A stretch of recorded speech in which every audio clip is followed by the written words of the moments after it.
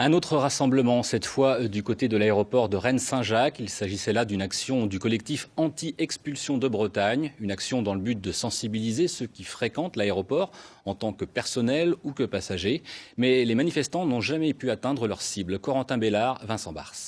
Johan était un élève scolarisé au collège Le Landry à Rennes et qui a été expulsé. Johan est parti de Rennes par charter le 4 octobre, comme 32 de ses compatriotes. 300 à 400 personnes se sont rassemblées aujourd'hui à Saint-Jacques-de-la-Lande. Le cortège souhaitait se rendre à l'aéroport. Au bout de quelques mètres, la route est bloquée par les forces de l'ordre.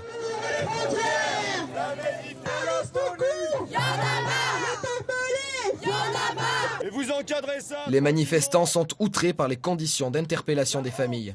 Comment est-ce qu'on peut justifier de faire partir, d'expulser une dame enceinte, malade, en lui disant qu'on va l'emmener à l'hôpital et en l'emmenant à l'aéroport, en pyjama et en chaussettes, et en lui interdisant de prendre ses médicaments et sa ceinture de grossesse, et en la séparant de son mari et de sa fille. Après un face-à-face d'une demi-heure, le cortège est revenu au point de départ. Au micro, les témoignages des expulsés sont annoncés au public. Kesso est en Géorgie et elle ne rêve que d'une chose et la seule phrase qu'elle dit tout le temps c'est « je veux retourner dans mon collège d'Olto » et on est désarmés, on n'a pas de solution à part la mobilisation et on veut lui montrer qu'on la soutient en se rassemblant et en mettant son prénom sur des banderoles. Pourtant, ces témoignages serviront de preuve pour de futures actions en justice.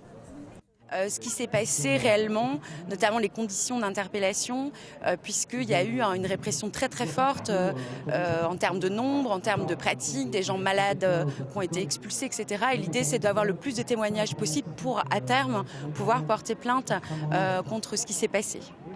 Mercredi prochain, rendez-vous est donné place de la mairie, une opération chaise vide pour symboliser l'absence des enfants expulsés dans les classes où ils avaient cours.